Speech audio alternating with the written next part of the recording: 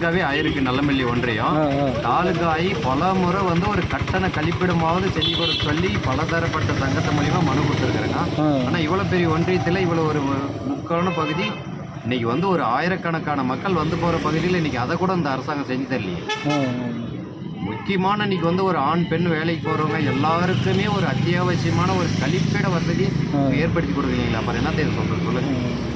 இப்போ ஆட்டோ ஓட்டுற தொழில் வந்து பாதிப்படைஞ்சிருக்கு இந்த ஆட்சியில் அப்படின்னு சொல்கிறாங்க. மொத்தமாகவே ஆட்டோ மட்டும் இல்லைங்க, பிரைவேட் பஸ்ஸு கார்ல இருந்து டிராவல்ஸ் கார்ல இருந்து அனைத்துமே நாங்கள் பாதிக்கப்பட்டவங்க தான். என்ன காரணங்க? உங்களுடைய ஆட்சி நீங்கள் ஆள்றதுக்காக இலவசம்னு அறிவிச்சிருக்கிறீங்க.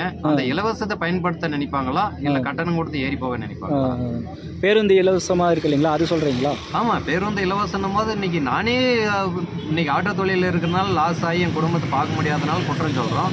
ஆட்டோ இல்லைன்னா நான் இலவசமாக தான் ஏறி போவேன் நினைப்பேன். அப்போ அந்த ஆட்டோ தொழிலாளர்களுக்கு தனியார் பஸ்காரருக்கு எல்லாருக்குமே நஷ்டம் தானே. இலவசத்தால் பல தொழில்கள் பாதிப்படைகிறது வந்து தமிழ்நாட்டில் கொடுக்குற வரைக்கும் தமிழ்நாடு முன்னேற்றத்தை அடையாதுங்க. இலவசங்கிற பேரில் வந்து மக்கள் சுரண்டப்படுறாங்க, விலைவாசி ஏற்றத்தில் பாதிக்கப்படுறாங்களே தவிர அந்த இலவசத்தை வச்சு எந்த குடும்பம் நல்லா வாழ்ந்துருக்குன்றதை வந்து அந்த கவர்மெண்ட்டே சொல்லுங்க பார்க்கலாம்.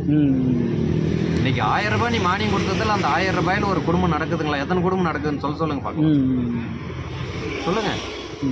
இன்னைக்கு அதே பலதரப்பட்ட மக்கள் இன்னைக்கு மகளிர் சங்கங்கள் நிறைய பேர் கேட்குறாங்க, ஒயின் ஷாப்பை மூடுங்க, டாஸ்மார்க் வேண்டாம், அதனால வந்து குடும்பம் பாதிக்குதுன்னு. அதுக்கு உண்டான நடவடிக்கை வந்து எந்த கவர்மெண்ட் எடுக்கலீங்களே. அதை மூணுனா இலவசமே தேவையில்லைங்களே, அவன் குடும்பத்துக்கு அவன் காப்பாற்றிக்குவான்ல. ஏன் நான் உட்பட இன்னைக்கு நான் தனிப்பட்ட முறையில் இன்னைக்கு ஒயின் ஷாப்புக்கு 500 ரூபாய் செலவு பண்றேன்னா அந்த ஒயின் ஷாப் எல்லாம் அந்த 500 ரூபாய்க்கு நான் எங்கள் வீட்டுக்கு வாங்கி போட்டாக்கல அவங்க 15 நாள் சாப்பிடலாமே. அப்போ நீங்கள் அந்த 1000 ரூபாயை மகளிருக்குன்னு கொடுத்து அது நீ எந்த நல்லது நடக்குது சொல்லுங்க? இலவசம் இருக்கிற வரைக்கும் தமிழ்நாடு வந்து முன்னேறதுக்கு வாய்ப்பு இல்லைங்க.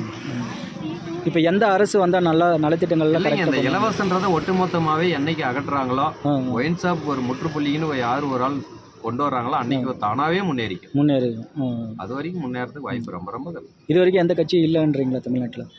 இல்லைங்க, இது வந்து கட்சி எல்லாமே அவங்களுடைய சுயநல கட்சியாகவும் அவங்க கட்சியை ஆள்றதுக்கு பதவிக்கு ஆசைக்காகவும் போட்டியில தான் வந்து இன்னைக்கு இலவசத்தை மாற்றி மாற்றி அறிவிக்கிறாங்களே தவிர மக்களை